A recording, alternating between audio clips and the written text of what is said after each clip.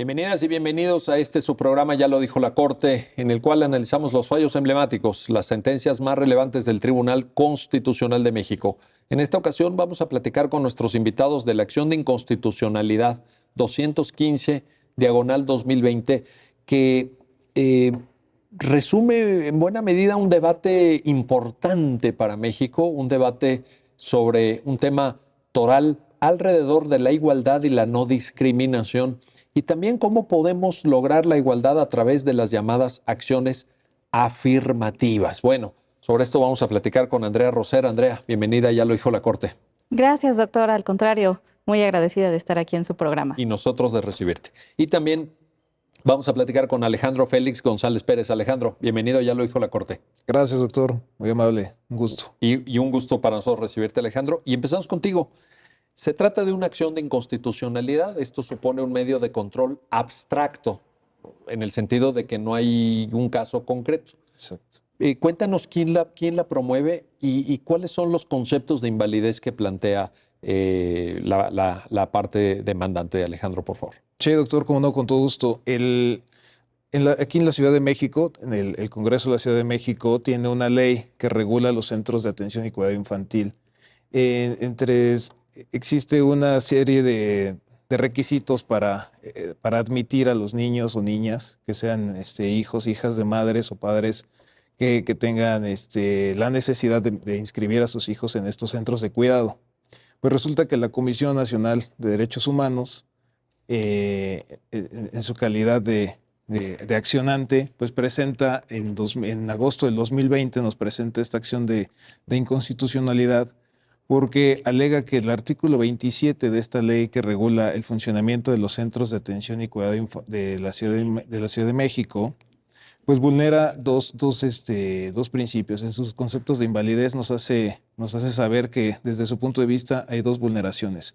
Uno, que sería el principio de igualdad y no discriminación, porque reconoce la propia comisión y dice, a pesar de que el legislador pretendió crear una norma protectora, resulta una medida discriminatoria porque ella lo ve como que perpetúa roles y estereotipos de género.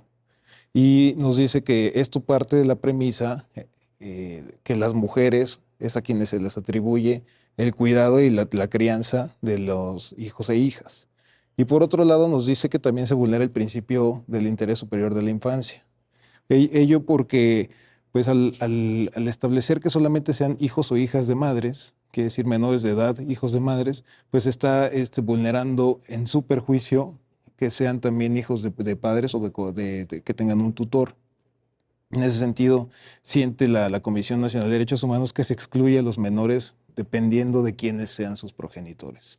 Entonces, a grandes rasgos, esto es lo que nos alega la Comisión Nacional de Derechos Humanos, y desde su punto de vista, pues existe dos vulneraciones a principios constitucionales que darían lugar a una invalidez de la norma. Correcto. Gracias Alejandro por esta síntesis. Y voy contigo, Andrea Roser, para plantearte esto. La llave de entrada, bueno, Alejandro mismo ya lo decía, desde el punto de vista argumentativo de las sentencias, este principio de igualdad y no discriminación, que puede ser entendido de diversas formas, de diversas maneras. Tiene varios significados.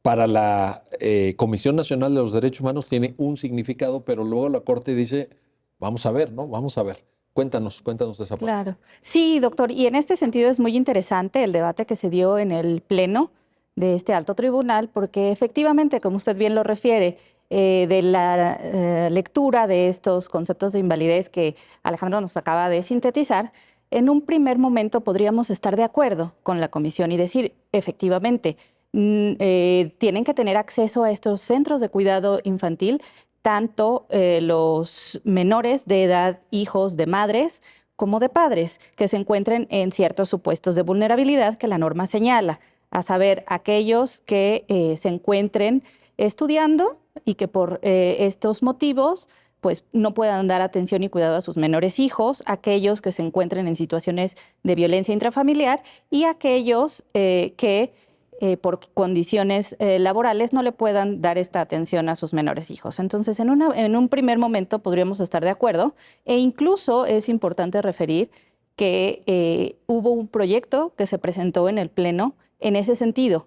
Sin embargo, el Pleno se pronunció de una manera muy importante y muy interesante, rechazó esta propuesta y entonces se hace el proyecto y el análisis de esta norma bajo este enfoque que lo primero que destaca es un enfoque de equidad de género, ¿no? Y para ello se utiliza el protocolo para juzgar con perspectiva de género, que precisamente es visualizar y vislumbrar estas condiciones de desigualdad que afectan a diversos grupos que históricamente han sido vulnerables. Y en ese sentido, aquí el proyecto pues trae diversos estadísticas y diversos datos de tanto a nivel nacional como internacional de toda esta problemática sociocultural en la cual la mujer se ha visto inmiscuida. Y entonces se advierte que el caso debe ser juzgado con perspectiva de género, ¿no? Y entonces también se advierte que para esta igualdad no solamente es necesario que exista una igualdad formal, que es una igualdad que la norma no señale. Pues si ello fuera así de sencillo, hay que recordar que en nuestro artículo 4 de la Constitución, desde 1975, está señalado el derecho a la igualdad entre hombres y mujeres. Sin embargo, en la realidad, en los hechos, en la práctica, vemos que esto no se da de esta manera.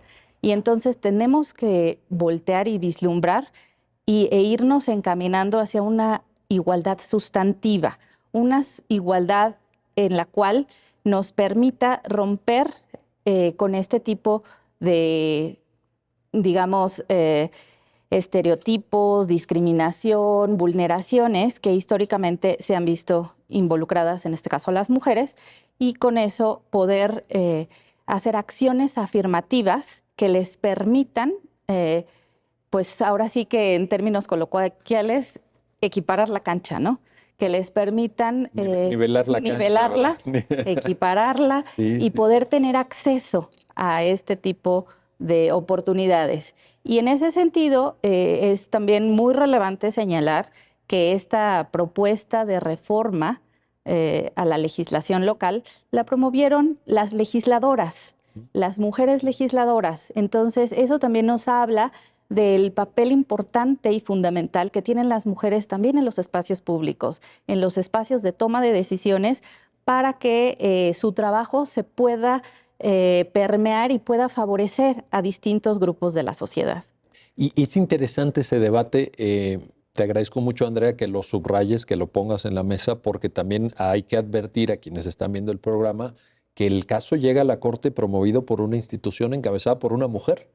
Entonces también ahí confluyen diferentes visiones de la igualdad, de la no discriminación y del papel de la mujer en el acceso a este tipo de servicios públicos que son esenciales. Claro. Son esenciales para que puedan desarrollar actividades laborales, para que puedan proveer a la manutención de sus hijos, de sus hijas, de la mejor manera posible y, como dices, con la cancha pareja, con la cancha pareja. Ahora, esto, Alejandro, te pregunto, te lo planteo. Cuando Andrea dice, a ver, una cosa es la igualdad formal, y cita el artículo 4, y podríamos agregar también, quizá, Andrea, el artículo 1, párrafo 5, Sí, no discriminación por razón de género. Y luego dice Andrea, y lo dice la sentencia también, Alejandro, luego hay otra modalidad que es la igualdad sustantiva, la igualdad de condiciones reales. Eso supone, creo, un reto para el derecho. Déjame plantártelo así y escuchar tu opinión, porque implica mirar más allá de la norma.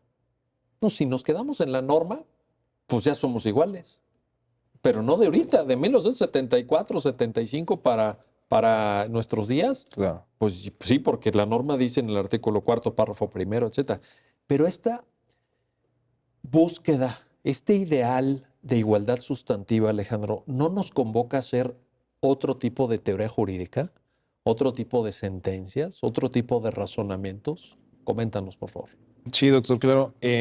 Nada más de manera antes de que se me olvide, el preámbulo quería comentar, aumentando lo que decía un poco Andrea, Efectivamente el Congreso y el Poder Ejecutivo de la Ciudad de México defendieron a sobremanera su ley, ¿no? Ellos decían, es que la constitucionalidad de este artículo tiene base en las acciones afirmativas en búsqueda del piso parejo, de erradicar por fin la discriminación que existe entre hombres y mujeres. Y pues nos planteaban también hasta como para ver si pegaba, ¿no? El aspecto de no puedes entrar a analizar mi artículo porque ya es igual al que estuvo previamente. Había un contenido Similar, semejante, ¿verdad? exactamente. Sí, Decía, sí, sí, sí. no puedes Correcto. entrarle ahorita porque ya sería extemporáneo, porque este mismo contenido del artículo ya existía previamente, pero pues al final en el estudio, en la sentencia, se determina que no, que al comparar los artículos, efectivamente se le añadieron algunas otras características para admitir a niños y niñas a los centros de cuidado de atención infantil, y por lo tanto sí estábamos ante un cuerpo normativo novedoso, nuevo, ¿no? Que permitía eso. Y sí, efectivamente, como dando respuesta a la pregunta que nos plantea el doctor, pues la igualdad formal, como la conocemos, pues sí, nos daría pie a que toda persona ya alcanza la igualdad por el simple hecho de nacer en este país, ¿no? Pero resulta que pues, las características sociales, culturales que permean en nuestra sociedad aquí en México, en nuestro país, pues cambian un poco esta realidad. Y es justo lo que se plantea al ir desarrollando la sentencia, bajar poco a poco los escalones, porque nos preguntamos a ver si los conceptos de invalidez se basan en que son distinciones de mujeres y hombres. Entonces estamos ante una posible un posible artículo, una norma que necesite ser juzgada con perspectiva de género. Y como bien comentaba Andrea, llega a la conclusión, después de determinar que sí existe una desigualdad sustantiva entre mujeres y hombres, que sí necesita ser juzgado con perspectiva de género.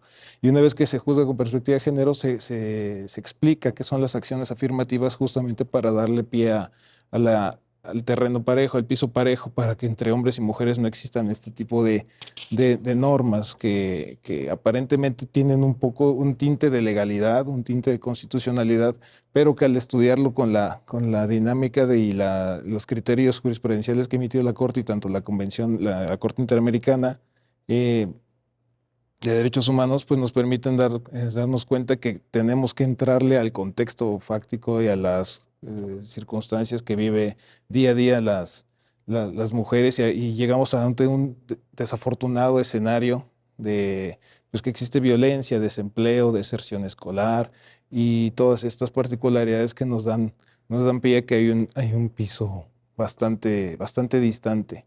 Entonces, pues sí, las ópticas del análisis del principio de igualdad pues dan lugar a eso, a entrarle, a escarbarle desde el fondo y ver efectivamente dónde surgen este tipo de desigualdades para poder ya aterrizarlo en papel y analizar si la norma cumple o no lo que después platicaremos que es un test, no se corre ahí un test de La razonabilidad. razonabilidad por el nivel de escrutinio que se desarrolla. Sí. Ahora, esto también, regreso contigo, Andrea, pues es hasta cierto punto novedoso.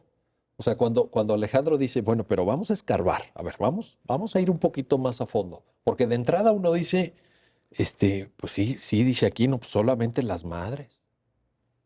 Primer supuesto de entre 12 y 22 años con 11 meses de edad que comprueben que están inscritos en algún tema educativo. Tú misma lo mencionabas, madres víctimas de violencia intrafamiliar, madres solteras que requieran la atención de su niña o un niño por motivos laborales. Y uno dice, oye, pues solo está mencionando a las madres, ¿no? De entrada. Pues si nos quedamos en un análisis superficial, formal de la igualdad, pues uno dice, pues a lo mejor sí es inconstitucional. Pero dice Alejandro, me hace mucho sentido la palabra que él utiliza, escarba. A ver, espérate, no te quedes en la superficie. Vamos a ver qué hay de fondo. Y esto es algo, Andrea, te pregunto, te planteo, reciente y yo diría hasta vanguardista, que es la igualdad sustantiva, ¿no? Sí, claro, doctor. Aquí hay que recordar que el derecho es dinámico y se construye precisamente con todas este tipo de sentencias para ver cómo es que debemos entender los derechos, cómo debemos entender la forma en que debemos estructurar para que podamos nosotros lograr el fin real, que es la igualdad del goce de los derechos de todas las personas. Y en ese sentido, pues sí, yo no me imagino una sentencia en estos términos hace 15, 20 años. Totalmente. De verdad que... O 40 o 50, bueno, 15 años, imagínate, es nada, 15 años es nada Sí. en la historia del país. Y no. Sí, no se daban tan comúnmente, ¿no? Sin embargo, yo sí abono a que pues hoy existe más integración de las mujeres en la participación de la toma de decisiones, como lo comentábamos, que a mí me pareció un punto relevante, que fueron las legisladoras en ese sentido las que lo propusieron. Por otro lado, que también el Pleno lo tenemos ya integrado por 4 ministras mujeres, que eso también le da un toque a las sentencias con esta óptica y con esta perspectiva diferente desde un enfoque distinto, ¿no? Y que, pues sí, debemos ser cuidadosos, eso es una realidad, y no confundir los estereotipos de género con las acciones afirmativas, totalmente de acuerdo, pero como decía Alejandro, escarbar, el asomarse a las circunstancias fácticas que rodean a este tipo de casos, pues nos permite tomar una decisión distinta, una decisión más cercana a lo que vive la gente en el día a día. Y ahí la metodología de perspectiva de género me hace mucho sentido, porque resalta esa desigualdad no en la norma, en los hechos, en la vida, como dices, en el día a día.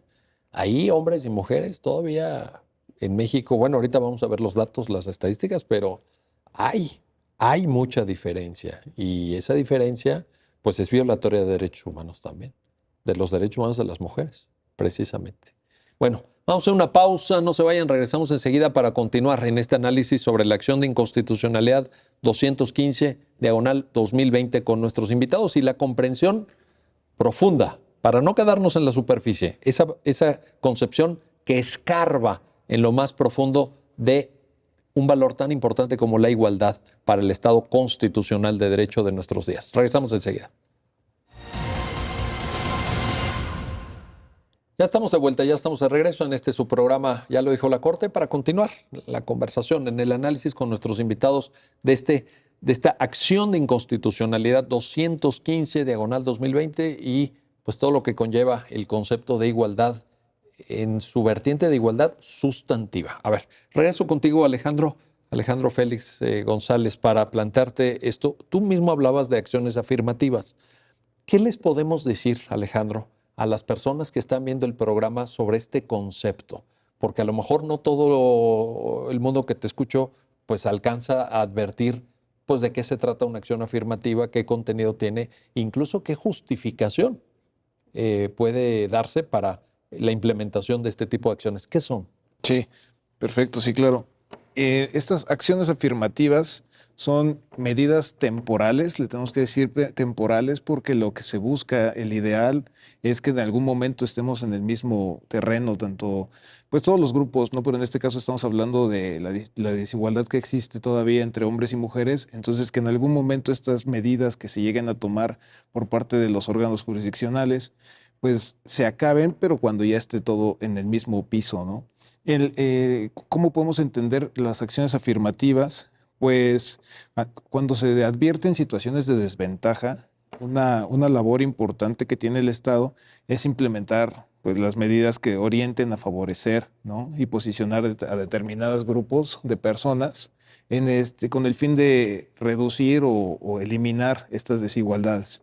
La propia Suprema Corte, ha emitido un criterio en jurisprudencia donde nos explica lo mismo en las acciones afirmativas. De hecho, podría decir que fue la primera vez en que se legisló, por así decirlo, sobre qué era o se incorporó a nuestro ordenamiento jurídico el que es una acción afirmativa. Hoy en día ya tenemos la Ley Federal para prevenir y eliminar la discriminación.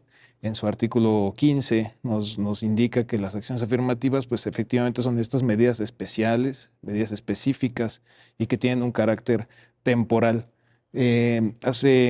Hacía yo alusión antes del bloque que pues, la Comisión Interamericana de Derechos Humanos efectivamente nos dice que cuando el principio de igualdad formal sea insuficiente, o sea, cuando la norma sea insuficiente para generar la igualdad entre los grupos vulnerables, pues el Estado tiene que garantizar y promover una igualdad sustantiva, como decíamos, a través del análisis del contexto, y que en este caso, como se trata de tres rubros: violencia, educación y trabajo, motivos laborales, pues es un estudio primero a nivel internacional para que se vea que no solo es en México, no solo es en la Ciudad de México, que es donde impactaría esta ley que estamos hablando, sino que es Ciudad de México, México país, y a nivel internacional, pues desafortunadamente existen todavía estas condiciones de desigualdad. Entonces, por tanto, las acciones afirmativas encuentran justificación en el caso concreto para generar el piso parejo. Oye, y en ese sentido, bueno, lo iba a plantear más adelante, pero ya que Alejandro lo trae a la mesa, de una vez le entramos, Andrea. Me impresionó en la lectura de la sentencia la cantidad de estadísticas de fundamento empírico real en donde la Corte lo que hace es voltear a ver a la sociedad como es, con sus virtudes, pero también con sus defectos, en estos tres rubros que señala Alejandro, que son educación, violencia y trabajo. A ver, coméntanos, Andrea, por qué es importante verlo desde el punto de vista objetivo de la realidad, porque esto no es teoría, no es escribir un artículo académico, no, a ver. Aquí hay datos, o sea, datos que hablan de vida, datos que hablan de personas, datos que hablan de, ¿cómo se dice?, techos de cristal, de pisos pegajosos que impiden esa igualdad real entre hombres y mujeres. ¿Qué podemos desprender de esta parte tan nutritiva, tan impresionante, lo digo con todas sus letras, de la sentencia? Sí, pues aquí lo que desprendemos es efectivamente ese voltear a ver la realidad y ver qué es lo que está pasando con datos duros, con datos objetivos, con datos que no trajo la autoridad simplemente en su informe, sino que están avalados por instituciones que se dedican a hacer este tipo de estudios, como son ONU Mujeres, la CEDAW, el INEGI, ¿no? Y ahí encontramos que, por ejemplo, en el ámbito de educación, el mayor porcentaje de deserción escolar entre 15 y 19 años es por parte de las mujeres, en un 18%. Y ahí encontramos que el principal motivo es el embarazo adolescente, que de ahí 9 de cada 10 adolescentes que están embarazadas no concluyen sus estudios por precisamente esta falta. Este dato es impresionante. A ver, 9 de cada 10, Andrea. 9 de cada 10. A ver, 9 de cada 10. Déjame entender bien esto. Significa que un adolescente que tiene un embarazo prácticamente se está asegurando que no va a seguir sus estudios. Sí, que no va a seguir sus estudios toda vez que pues tiene que cuidar a su hijo, a su hija. 90%. 90%. Es altísimo. Sí, no, es una cuestión. ¿Y esto qué nos dice, Andrea?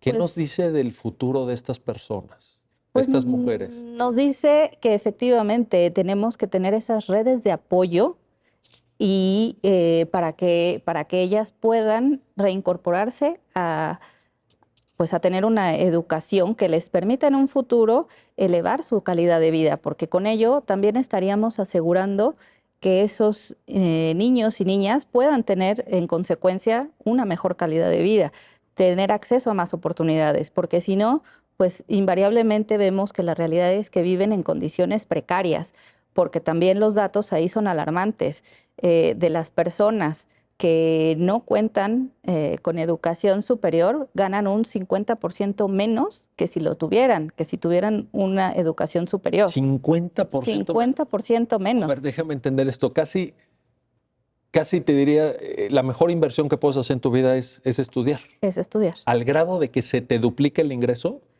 pero esto a lo largo de una vida laboral, ¿qué significa? Estamos hablando de muchísimo dinero. Sí, claro. De una gran diferencia. Sí, claro. Pensando en un horizonte laboral de 40 años, tal vez, ¿no?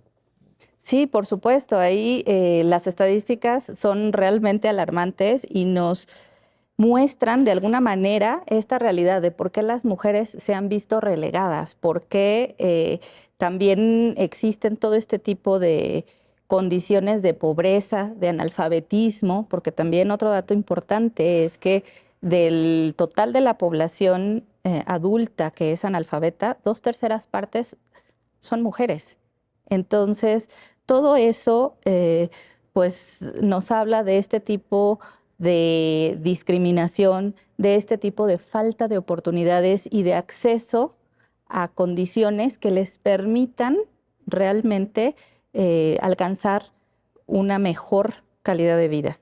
Y también, por ejemplo, en el tema de violencia, las cifras pues también son alarmantes. El 76% de las personas que sufren de este delito son mujeres. Y durante la pandemia, pues esto también fue algo que se agudizó de manera importante. Ahí los datos de la Ciudad de México reportan que el 66% de las llamadas por violencia, por malos tratos, fueron por parte de mujeres.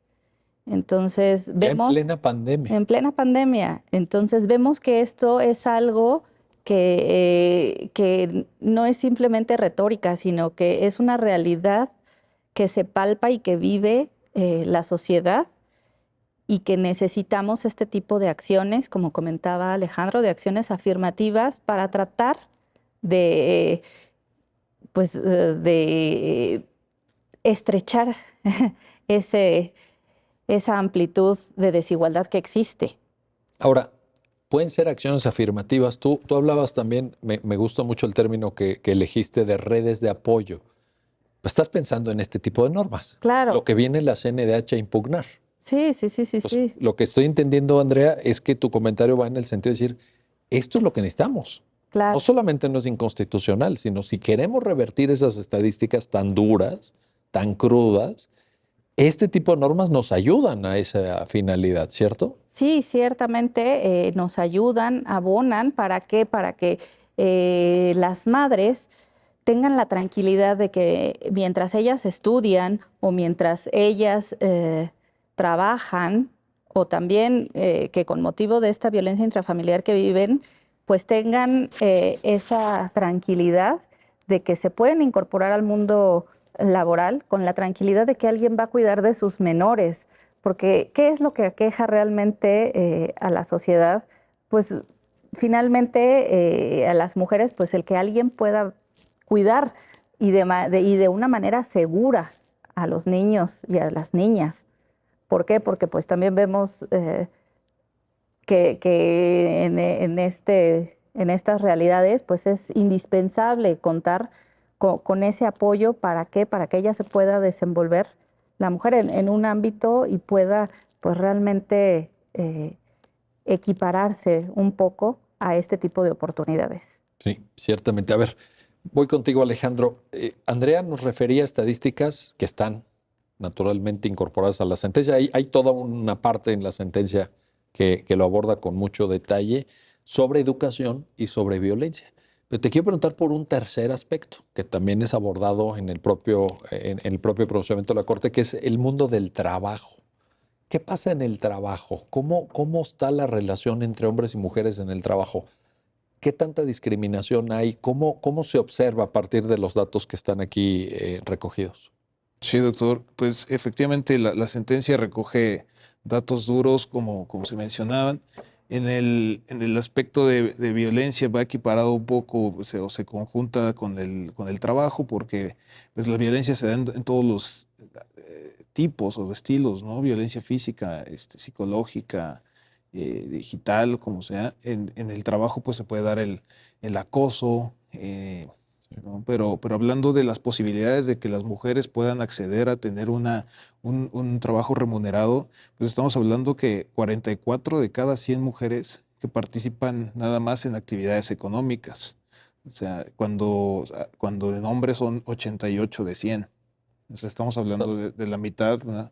De la mitad de esto. Y es importante, pues, al menos de manera personal lo digo, que como hombres también sepamos que este tipo de medidas, pues, abonan que dan un pasito para que se acote la brecha, ¿no? La brecha de desigualdad y, y estar conscientes de que nuestra sociedad todavía necesita más normas como estas y acciones propias de nuestro actuar, ¿no? Para inhibir o disminuir esta brecha.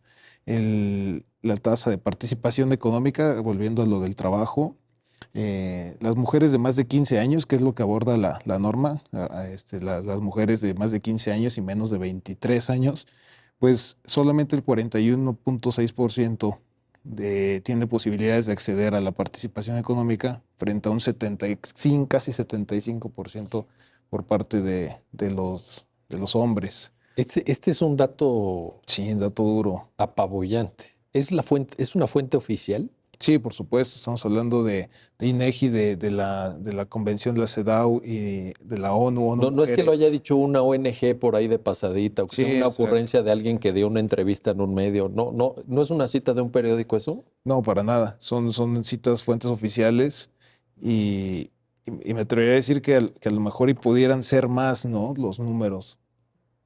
Oye, Si el y censo sin fuera mayor. embargo, fíjate, a pesar de la dureza de este dato, todavía te planteo algo que probablemente sea todavía peor. Ya nos lo dirás. ¿Y trabajo doméstico cómo está? Porque ahorita estamos hablando de mercado laboral, pero y Exactamente. cuando volteamos a ver trabajo, que también es trabajo, y aquí, pues ya lo dijo la Corte, ya lo dijo, aprovechando el programa, ya lo dijo la Corte. ¿Ahí qué realidad tenemos? Bueno, tenemos igual una desigualdad en gran medida, porque el trabajo doméstico está establecido bueno, no establecido, sino las estadísticas nos muestran que lo desarrollan en mayor número las mujeres frente a los hombres, en un 70-30 a lo mejor. Híjole, es impactante Sí. también esa realidad. Ahora, en ese sentido, Andrea, cuando hablamos de acciones afirmativas, también es posible entender que hablamos de varias cosas distintas. Estoy pensando, aquí tenemos un ejemplo en esta ley que regula los centros de atención y cuidado infantil para la Ciudad de México, pero estoy pensando aquí mismo en la Ciudad de México, transporte especial para mujeres, ¿no? Los camiones estos solo para mujeres, vagones del metro. Estoy pensando en cuotas electorales por razón de género, hasta llegar a paridad incluso, como existe ya a nivel constitucional y legal en la legislación electoral aplicable a toda la República Mexicana. Em, es un mundo por descubrir todavía. Tenemos que afinar, tenemos que ver qué funciona, qué no funciona, qué sirve, qué no sirve. Alejandro incorporó una variable que creo yo está en todo este debate, la temporalidad. Aunque al paso que va la sociedad mexicana se antoja un horizonte de tiempo quizá muy lejano, ¿no? No creo que se logre en 2 años, Sí, no, o en desafortunadamente. 5 años, o en 10. Probablemente sea generacional. Pero, ¿cómo entrarle a todo este universo de medidas en favor de la igualdad sustantiva, Andrea?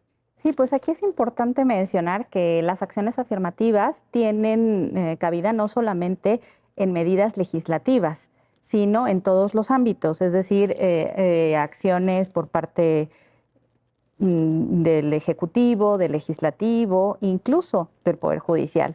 Y así vemos que también pues, los concursos que ahora se han dado para el acceso a cargos de juezas, de magistradas, en donde existe que solamente hay concursos para mujeres, son acciones afirmativas que precisamente lo que pretenden pues es reconocer esta realidad que se vive y en base a ello hacer acciones que permitan que accedan a este tipo de cargos, en este ejemplo, ¿no? Oye, ¿eso se había dado antes? ¿Tú, No, tú recuerdas que hubiera algún antecedente? no, yo no recuerdo que hubiera un Es que, antecedente es que de esa naturaleza. te lo pregunto porque hace rato decías, no, pues una sentencia así como esta, la que estamos platicando el día de hoy, hace 15 o 20 años, pues no se hubiera. Pero fíjate, ahorita este ejemplo tan bueno que citaste, estamos hablando de meses.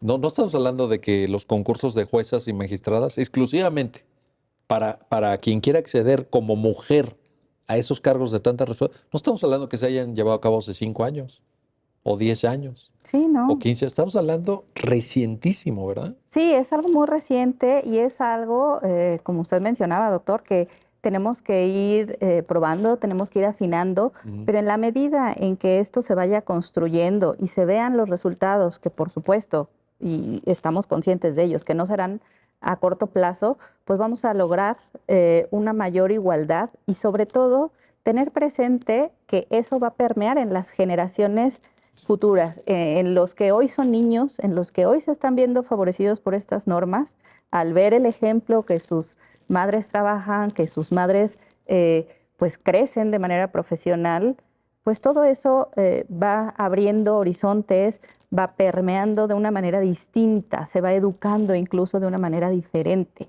Entonces, a mí me parece muy importante este tipo de acciones y que la Corte se haya pronunciado en ese sentido para ir generando este tipo de precedentes que nos ayudan a efectivamente lograr una igualdad, pero una igualdad de hecho, no solamente de derecho. Oye, y ahora que dices lo de las generaciones y también educar con el ejemplo, traigo a colación otro comentario que hacías hace rato de que en el Tribunal Pleno de la Suprema Corte de Justicia de la Nación, por primera vez en la historia hay 4 mujeres que lo están integrando.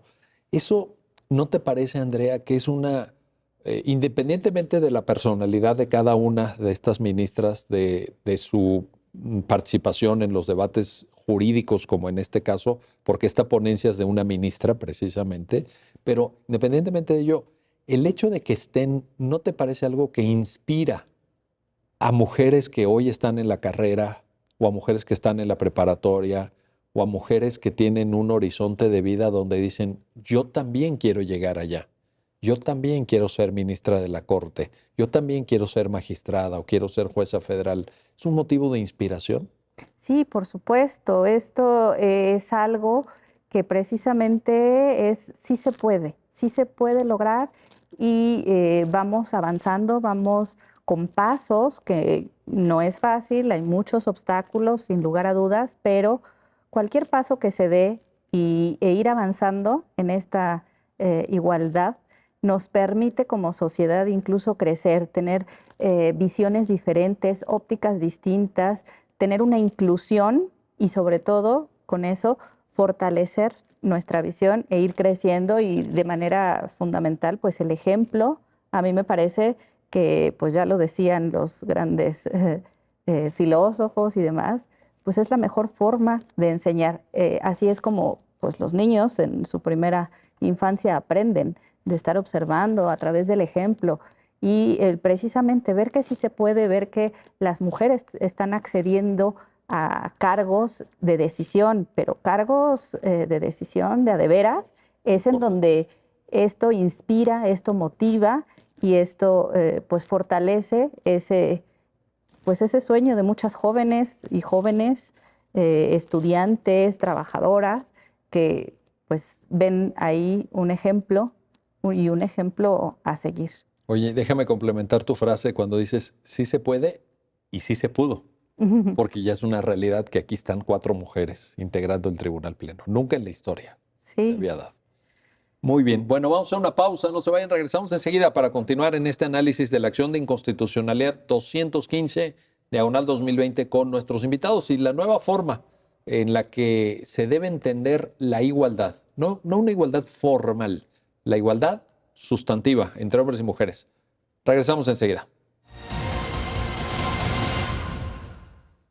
Ya estamos de vuelta, ya estamos de regreso para seguir comentando, seguir analizando esta sentencia, la que resuelve la acción de inconstitucionalidad 215, diagonal 2020, y pues la comprensión de la igualdad.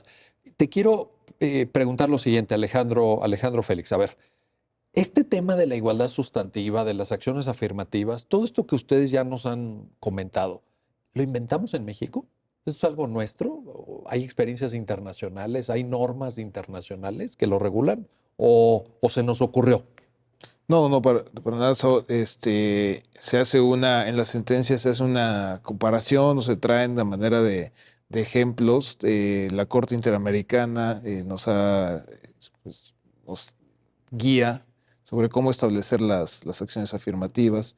Existe a nivel pues internacional, Tribunal Europeo, en otros tribunales de otros continentes se han establecido pues estas acciones que, como comentamos, pues buscan esto, ¿no? Eliminar la brecha entre hombres y mujeres. Y pues sí, les comentaba que ya esta se incluyó en una ley federal de nuestro país, pero sí, ya la tenemos como parte de nuestro ordenamiento jurídico. O sea que diríamos en ese sentido, tampoco es que podamos optar por no implementar acciones afirmativas. ¿Esto deriva de normas jurídicas vigentes nacionales e internacionales? Sí, y sí, de hecho es una obligación ya de los estados parte, ¿no? Por ejemplo, hablando de la Corte Interamericana, es una obligación de los estados parte y también de las propias juzgadores y juzgadoras, ¿no? Establecer un análisis no nada más superficial, sino como comentábamos, más al fondo, para poder determinar qué figura jurídica, que en este caso serían las acciones afirmativas, poder ocupar para subsanar o para darle un mejor entendimiento a la norma en este caso, ¿no? ¿Ahí situarías, por ejemplo, perspectiva de género como metodología de aproximación a casos? Sí, claro. Oye, y para quienes están viendo el programa, ¿es obligatoria? ¿Perspectiva de género es obligatoria? Pues el análisis con perspectiva de género tiene que ser, o sea, sí es obligatorio siempre, pero también nos da una luz de cuándo analizar con perspectiva de género, dependiendo pues de la propia norma, de la propia norma o las acciones, los actos, como decía Andrea, no solamente las cosas legislativas, nos van dando como el parámetro de esto está ya rozando, está invadiendo un poco o está generando estereotipos o roles distintos de género. Correcto. Ahora, el test que aquí aplican es un test, se llama de razonabilidad, que es diferente a otros niveles de escrutinio, quizá un poquito más exigentes, ¿no? Cuando ya están involucradas categorías sospechosas, etcétera. ¿Por qué es un test de razonabilidad, Andrea? Te planteo. ¿Y cuáles son los pasos del propio test? Sí, doctora, aquí efectivamente, una vez que ya determinamos que esta medida es una acción afirmativa, entonces ya nada más la someteremos a un test de razonabilidad. Y aquí este test tiene 2 gradas y esas consisten en, primero, observar que la finalidad de la medida sea legítima. Es decir, que tenga fines constitucionalmente válidos y también que la relación entre esta medida y el fin que persigue sea suficiente para responder a esa necesidad.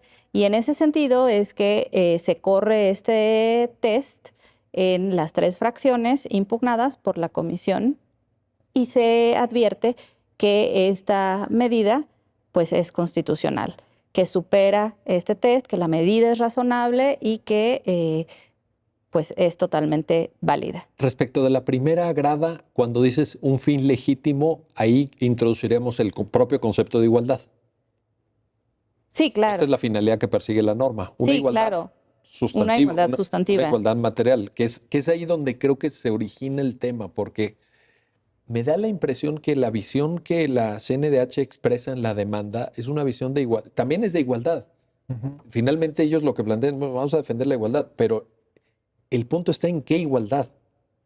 Y me parece una igualdad más formal la de la CNDH. Pero aquí cuando hablamos del fin legítimo hablamos de una igualdad sustantiva. Sí, una igualdad real. Sí, una igualdad real y que se advierte precisamente para eso nos sirven todos los datos que se plasmaron en la sentencia para llegar y señalar, pues sí, efectivamente, ya derivado del análisis de todos estos datos, advertimos que sí, uno de los, o más bien el principal motivo de deserción escolar en estas edades es por un embarazo a estas edades tempranas, ¿no? Entonces, el fin que persigue pues es legítimo.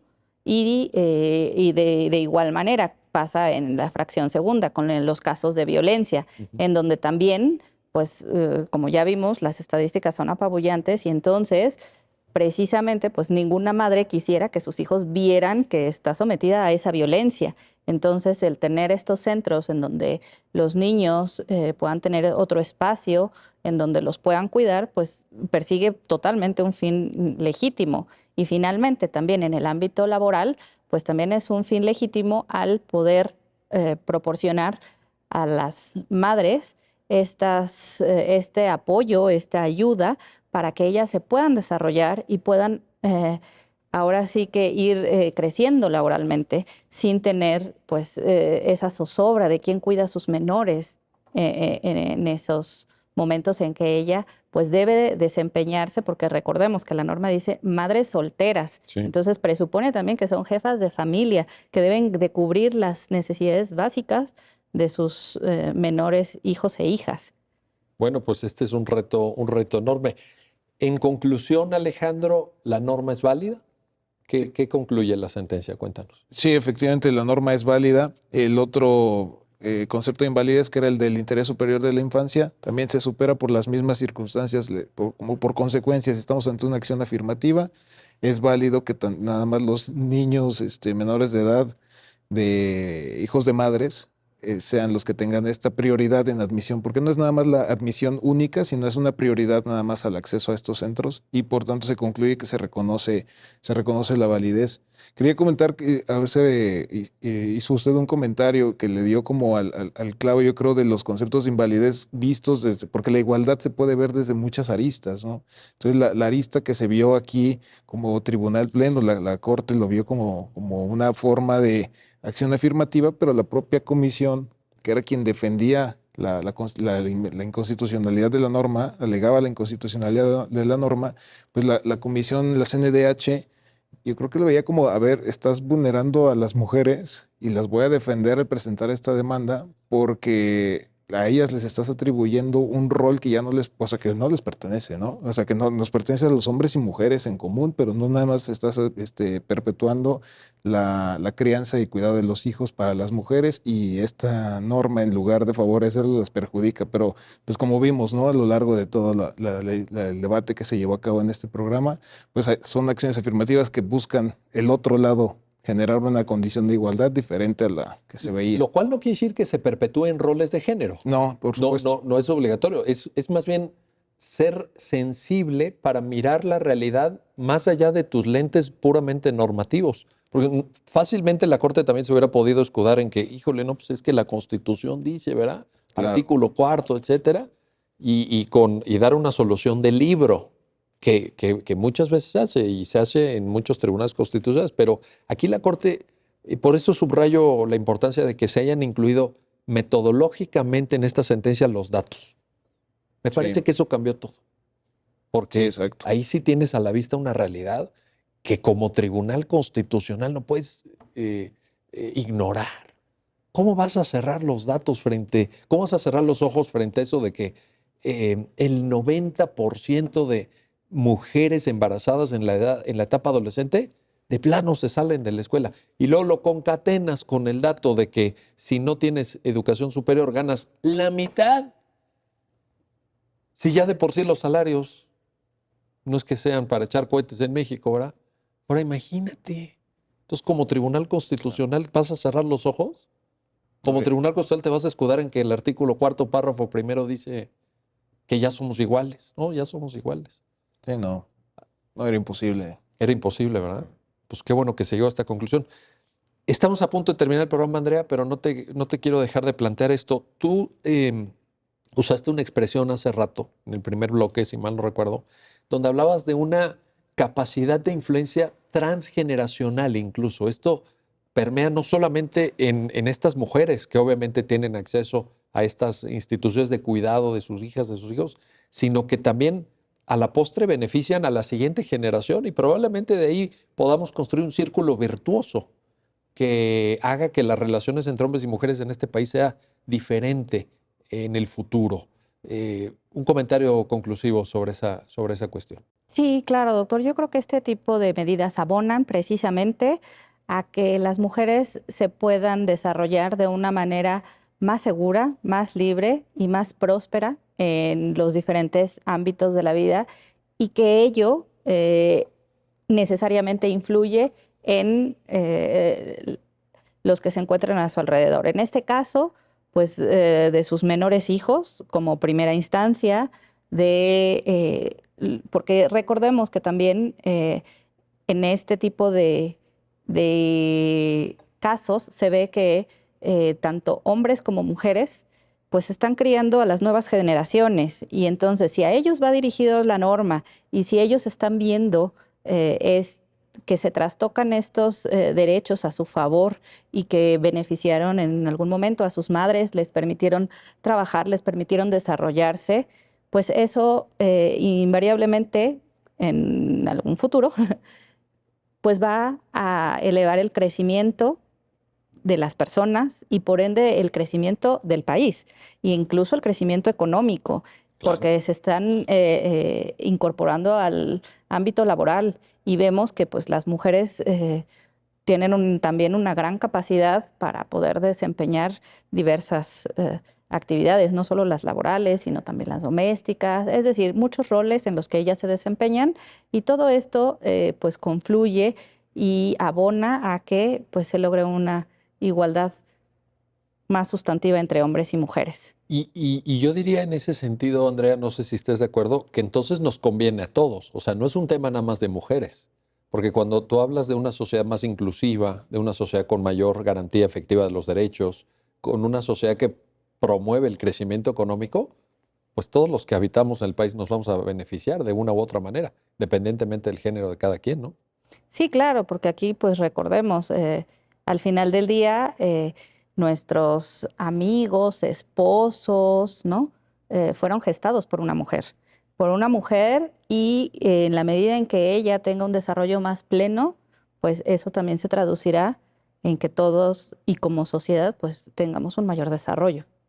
Ahí está el desafío, ahí está el reto, pero esto va caminando en la dirección correcta y es una sentencia, siempre lo hacemos en el programa, que invitamos a quienes nos ven a que la lean, a que la consulten, a que revisen estas estadísticas, las acompañen, en su momento las actualicen, porque también esto va cambiando, va evolucionando, pero es una responsabilidad de todos, no nada más de la Corte, no nada más de la Corte, no nada más de un tribunal, no nada más de una Comisión Nacional de los Derechos Humanos, es el modelo de sociedad que entre todos podemos construir. Y por ello les agradezco a Alejandro Félix González Pérez, Un gusto, muchas gracias. Andrea Roser Galván, gracias a los dos por ayudarnos a entender esta sentencia y gracias a usted que hace posible su programa, ya lo dijo la Corte, en el cual analizamos los fallos emblemáticos, las sentencias más relevantes del Tribunal Constitucional de México.